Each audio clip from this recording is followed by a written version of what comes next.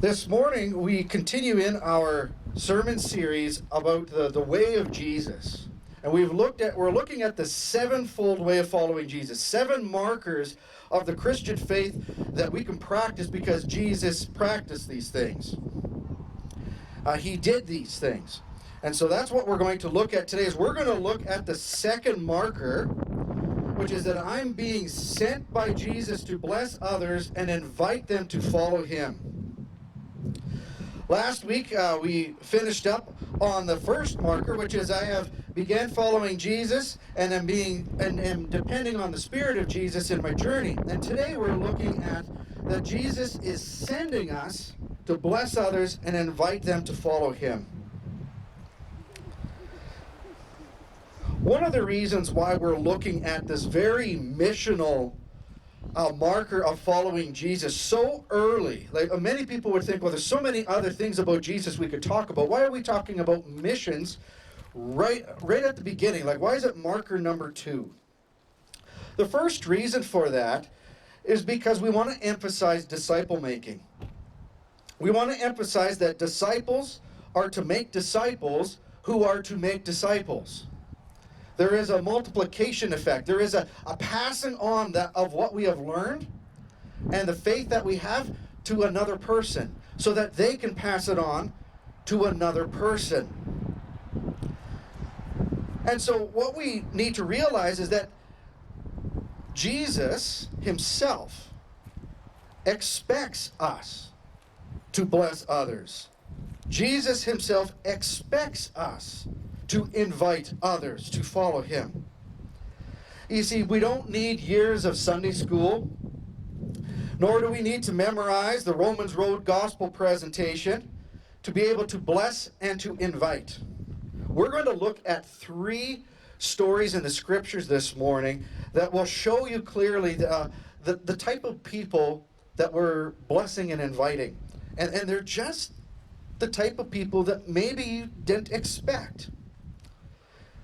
The second reason why we're focusing on mission so early in the way of Jesus is simply because of that, is that we can start blessing others and inviting them to follow Jesus without the preconceived idea that we need tons of biblical knowledge, character change, character development, years of prayer, and more to feel like we are ready to bless and invite. And so today I am hoping to encourage you to apply this second marker of following Jesus through the examples of 3 people that we would have never thought would have done this. But before I get into those 3 stories, I want to share with you a little bit about what the word bless means. The word bless means to speak well. And a lot of the idea of the word bless is actually speaking, is a proclaiming idea. Now, you can bless people with actions, and that is good. We can do that. But part of that is, and a main part of that, is actually just speaking well to people. The opposite of that is to curse. To curse people is to speak ill about them, or to speak ill effects towards them, or to bestow ill effects on someone. And that's not what we're called to do. We're not called to curse. We're called to bless. In the Mosaic Covenant, you'll notice in Deuteronomy chapter 28, there's a bunch of curses and blessings that are listed here. You might notice that some of the curses are like this, and then the blessings are the opposite. The curses are infertility. That if the Israelites did not obey God, did not obey the covenant of Moses, a curse of infertility would come upon them. Illnesses, famine, military losses, captivity, and other plagues. But if they obeyed God, well, then they would have lots of children. They would not be riddled with illnesses. They would not have famine. They would have lots of food. They would not have military losses. They would win their military conquests. And they would not have all of these other plagues that they would see in the other nations. And so to bless is to bestow this positive, this goodness towards someone. And then the Israelites, they would stand on Mount Gerizim and Mount Ebal, and they would yell these blessings and curses at each other to remind them about what it is that they were supposed to do in following God. And so as we look at this second marker of following Jesus, that we are being sent to bless others and to invite them to follow him, we are taking on the role of blessing. Just like God said that to Abraham, that his descendants would be a blessing to the nations. So today we're going to take a look at what this blessing looks like and how to apply it to our lives.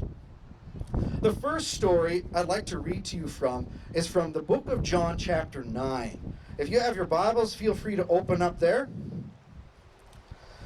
I'm going to stash my papers there so they don't blow away. So in John chapter 9, wrong page.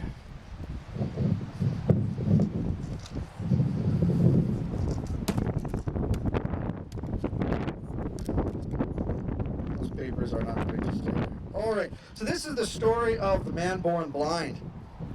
If you hear me stop once in a while, it might be because there's traffic driving by and it might be hard to hear. Allow me to start reading the story to you for a bit. As Jesus was walking along, he saw a man who had been blind from birth. "Teacher," his disciples asked him, "why was this man born blind? Was it a result of his own sins or those of his parents?" "It was not because of his sins or his parents' sins," Jesus answered. "He was born blind so the power of God could be seen in him. All of us must quickly carry out the task assigned by us by the one who sent me, because there is little time left before the night falls and all the work comes to an end. But while I am still here in the world, I am the light of the world." Then he spit on the ground, made mud with the saliva, and smoothed the mud over the blind man's eyes. He told him, "Go wash in the pool of Siloam." But Siloam means sent. So the man went and washed and came back seeing. His neighbors and others who knew him as a blind beggar asked each other, "Is this the same man, that beggar?" Some said he was, and others said, "No, but he sure looks like him." And the beggar kept saying, "I am the same man." And they asked, "Who healed you? What happened?"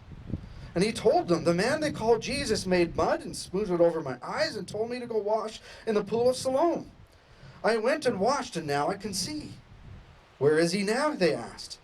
"I don't know," he replied. Then they took the man to the Pharisees. Now this isn't sounding good. Now as it happened, Jesus had healed the man on a Sabbath.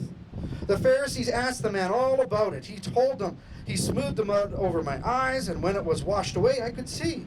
Some of the Pharisees said, "This man Jesus is not from God, for he is working on the Sabbath." Others said, "But how could any ordinary sinner do such miraculous signs?"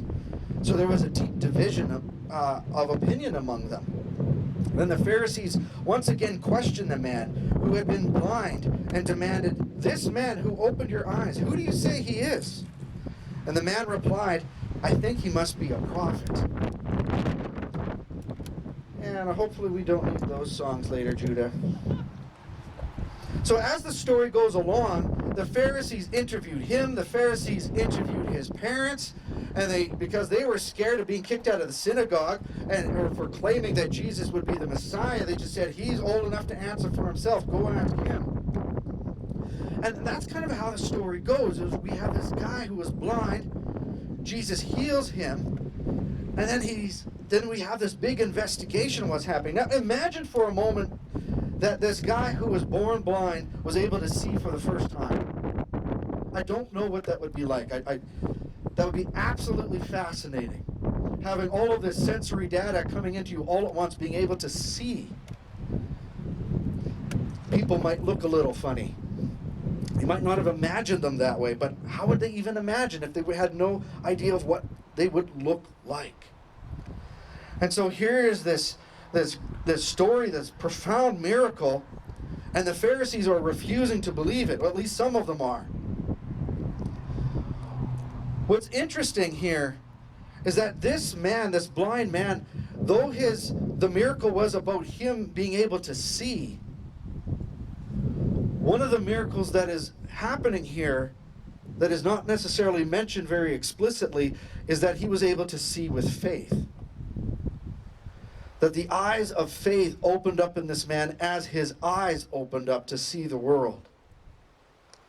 He was able to see who Jesus was. And as he was talking with the Pharisees again, this is what he claimed. He said, "Look," the man explained, "I told you once. Didn't you listen? Why do you want to hear it again?" And this is the clincher. Do you want to become his disciples too?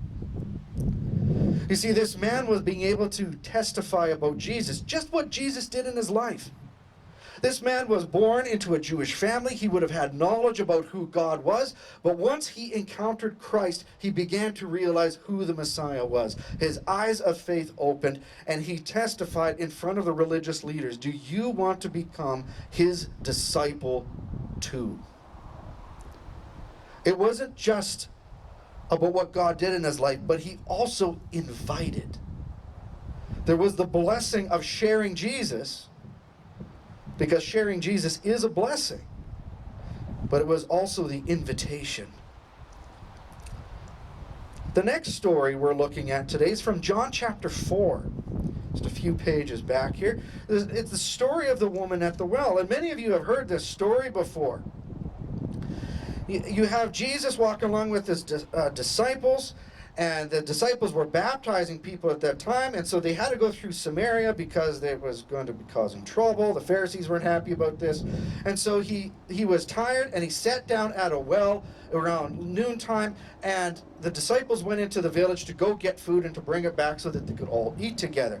During that time, while Jesus was sitting there, a Samaritan woman came to draw water from the same well, and Jesus did something. He broke the social barriers, the social customs. He was not supposed to talk to a Samaritan, or to women for that matter, because that was improper for a rabbi to do that during their day. But he did anyways. And he said, "Please give me a drink." And the woman was surprised in verse 9, for Jews refused to do anything with Samaritans. She said to Jesus, "You are a Jew and I'm a Samaritan woman. Why are you asking me for a drink?" And Jesus said, "If you only knew the gift God has for you and who I am, you would ask me and I would give you living water." And so the lady was a bit confused. She said, "You know what? You don't have a bucket. You don't have a rope. How are you going to get this water? You know, Jacob, our ancestor, gave us this well." And Jesus said, "People soon become thirsty again after drinking this water. But the water I give them takes away thirst altogether. It becomes a perpetual spring within them, giving them eternal life." And so the lady was excited about this. She said, "Please, sir, give me some of that water so that I'll never be thirsty again." I mean, that's a pretty obvious thing to ask for at that point. And then she'll never have to haul water. So she's not quite getting it yet. And Jesus wanted to get to the heart of the matter. See, that's why he's breaking the social customs. He wants to get to the heart of this lady. And he says, "Go get your husband." "I don't have a husband," she said. And then Jesus, as the prophet would said, "You're right, you don't have a husband, for you have had 5 husbands. And you aren't even married to the man you're living with now." And so she recognized, she said, "Sir, you must be a prophet." And then she gets into this defensive mode. "So tell me, why is it that you Jews insist that Jerusalem is the only place to worship, while we Samaritans claim it is here at Mount Gerizim?" She wants to understand this. And Jesus said, "Believe me, the time is coming when you will no longer worship the Father here in Jerusalem or there in Samaria at Mount Gerizim. But a time is coming when they will worship in spirit and in truth." And the lady said, "I know the Messiah will come, the one who is called Christ. And when he comes, he will explain everything to us." So she has faith. She has this knowledge of God and of the Messiah. And then Jesus said the very thing that she needed to hear: "I am the Messiah." Now, you see, what's interesting, what I found when I was reading this story, is that you would think that this would be a great time for the lady to dialogue about Jesus and say, "Are you really the Messiah?" But no, in classic fashion, someone shows up to interrupt the conversation. Just then, the disciples arrived. And they were astonished to find him talking to this lady. And so while they were talking to him, the woman left with her jar, left her jar of water beside the well, went back to the village, and she told everyone, "Come and meet a man who told me everything I ever did. Can this be the Messiah?" So the people in the village were looking for the Messiah too. And so they actually start headed out there. The people of the village start headed out there too. And so the disciples are trying to get Jesus to eat. He says, "No, I don't need to eat. I have food you don't know about. My nourishment comes from doing the will of God." And he continues to talk to them. But what we see in verse 39 and following is that many of the Samaritans from the village believed in Jesus because the woman had said, "He had told me everything I did." So here's a lady who encountered Jesus, and she went to go bless her village with the knowledge of the Messiah. And she was inviting them to believe her, to believe in this Messiah. And so they were curious. They started to believe that the Messiah was around. So guess what do? Curiosity gets the best of them. They head out to the well. And they head out there and they start talking to Jesus, and they invite Jesus to stay with them for a couple of days, and he does, and he shares with them, and these people believe. The first person we looked at who was able to bless and then to invite was somebody who was blind. The second person who was able to bless and invite was somebody who was an adulteress. Let's look at the third person. From Mark chapter 5. If you'd like to turn over there with me, Mark chapter 5, right at the beginning of the chapter. Jesus goes to the other side of the lake, and it's the land of the Gerasenes, and there he encounters the demon-possessed guy. Okay, this is the guy that's living near at the cemetery with all the graves. This is the guy that even chains can't restrain him. This is a guy that you would think it would be howling at the moon. It would be just the crazy guy that you would never want to go near because he's dangerous. That's who Jesus goes and meets. Because all day long, it says in verse 5, and throughout the night he would wander among the tombs and in the hills, screaming and hitting himself with stones. He doesn't sound like the most stable guy that you would want to go talk to.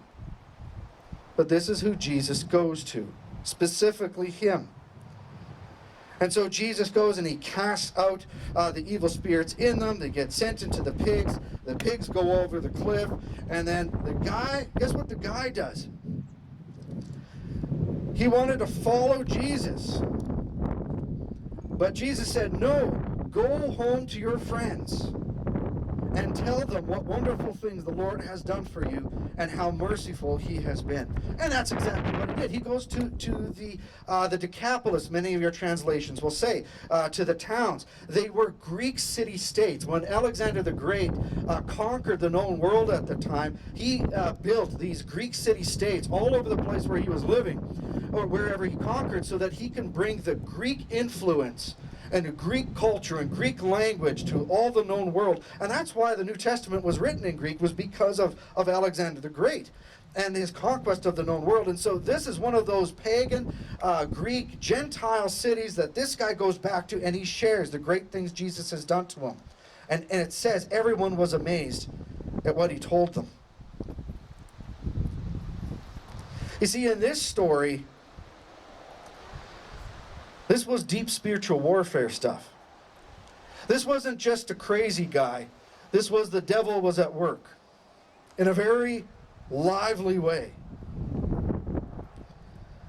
In our lives, we face many struggles. We face struggles with situations. We face struggles with people. And at times we forget that the battle is not against flesh and blood, but we keep attacking. And we keep getting hurt, and because we keep thinking that it's a matter of flesh and blood. If I just persuade this person and say this, then maybe they'll buy into it. But it's a spiritual warfare. It is happening at all times. There is no rest from it. There is no quarter. Spiritual warfare. The devil is actively looking to destroy us. And he was destroying this man, and Jesus freed him. And he was sent, because Jesus sends us, and he went to bless, and he shared the testimony, which would have been an invitation to believe in this same man. Now, I think we need to remember some truths today from these stories. That Jesus calls us to bless and invite, just like he blessed and invited. Now, I want to make some interesting points here that I hope that we all take to heart. You are not being sent by me or by our church. You are being sent by Jesus. You see, this isn't one of those, well, I can maybe do it later, maybe I'll get involved later. This is Jesus himself sending you. Preaching the gospel, doing missions, sharing our testimony does not start with the expectation from your pastor or from your church or from your family. It is from the expectation of God on you. You are being sent. Here we have a guy who was born blind, who didn't have much of an education, who didn't have much of a life. We have a lady who is an adulteress, who had 5 husbands and she's living with another guy. Here we've had a guy who's living in a graveyard and he's shouting and screaming and he's cutting himself. He was demon possessed. These are 3 people that Jesus sent to bless and to invite. You don't need to be an expert speaker. You don't need to have tons of biblical knowledge.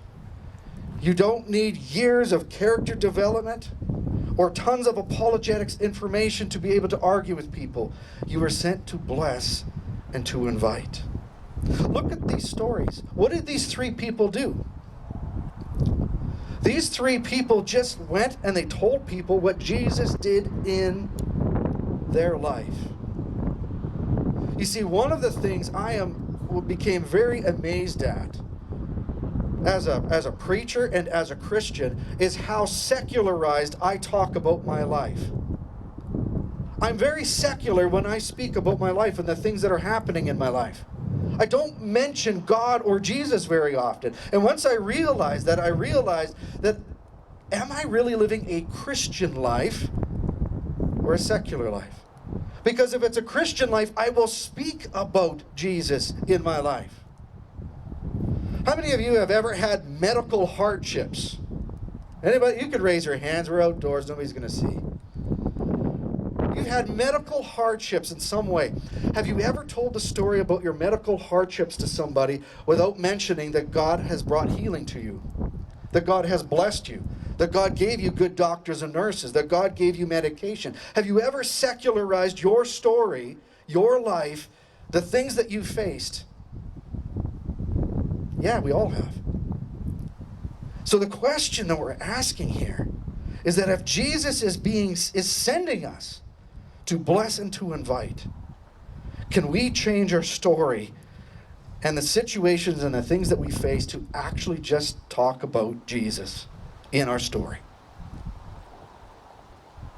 Last year, when I had that lesion on my brainstem and my eyes went all wonky, and I didn't realize that my pictures of my funny eyes were in the scrapbook. That was just nasty. Thanks, Stacy. And I realized that when I tell the story about how that happened, I often forget to talk about how God brought healing to my life, that I'm able to see just as well today as I was before it even started. So here I am being confronted with my faith, saying, am I living for Jesus? And so the second marker we're looking at today is that Jesus is sending us to bless and to invite. Can I be like a blind man and an adulteress and a demon-possessed guy and just share what Jesus has done in me? And just allow others to either accept it or reject it. If they're curious, you can invite them to say, you know what? I've got other stories about what Jesus has done in my life. I've got other stories about what Jesus has done in other people's life, including stories in the scriptures. When I say that Jesus is sending you and me, how does that make you feel? What comes to mind when I say that Jesus is sending you to bless and to invite? What comes to mind? For many of us, we might feel uncomfortable. We might say, well, we might offend somebody. we might say, people might think that we're getting too preachy. I've heard that before, that people don't appreciate if we share our faith too much. I don't want to be like that guy who just talks about Jesus all the time.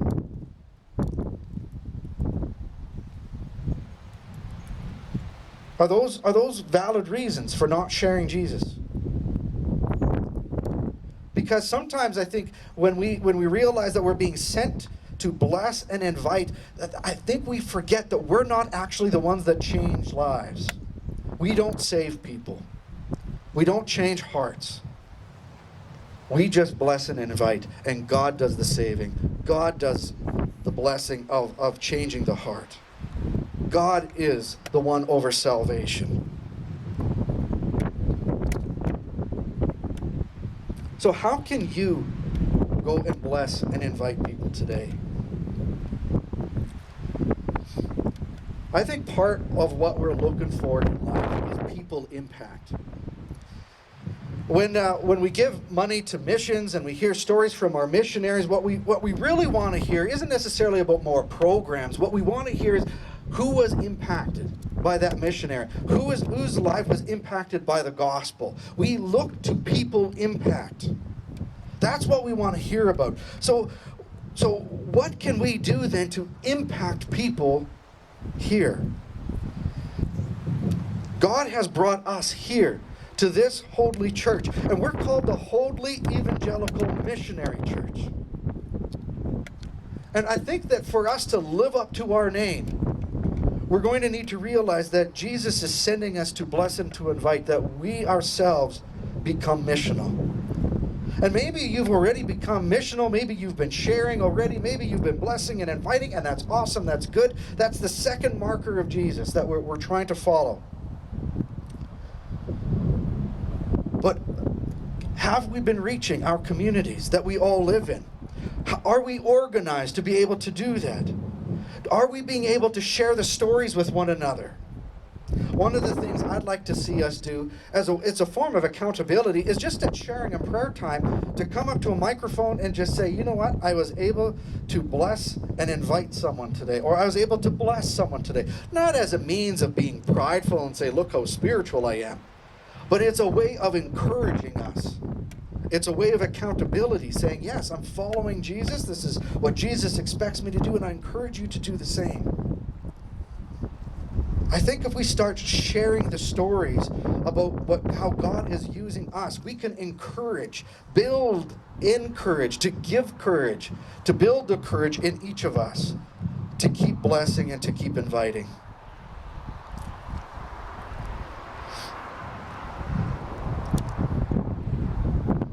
So whether we're focusing on small groups or discipleship in our church or missional opportunities in our communities, it's going to require us to go and to bless people and then to invite them.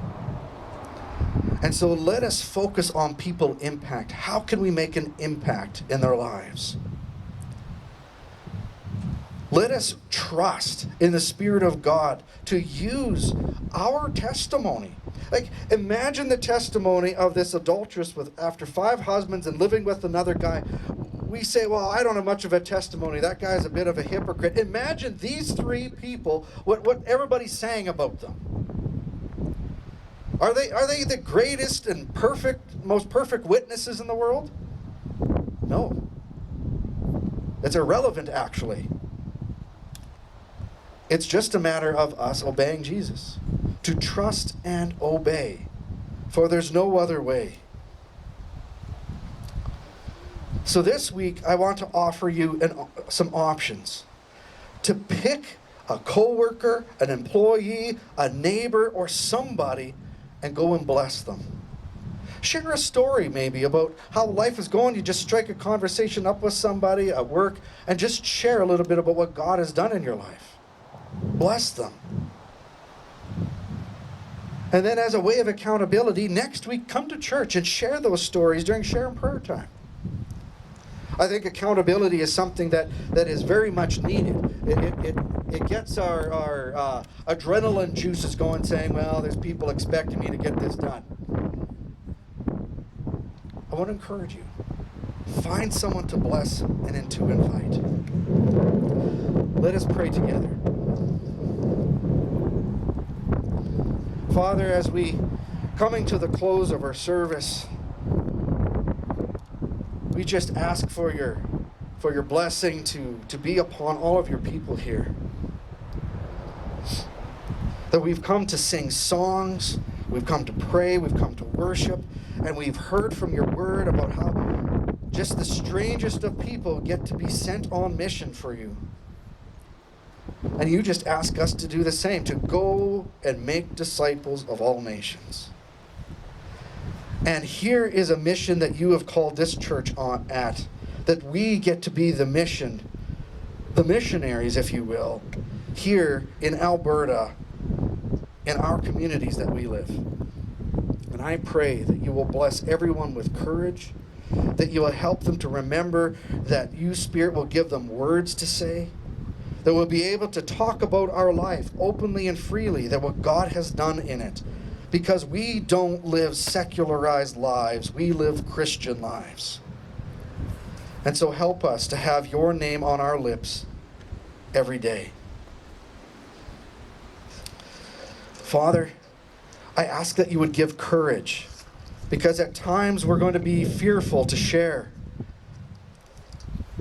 And I pray that you would drive away that fear and you would fill us with love and with the amazing, awesome news of salvation that can change a person's life.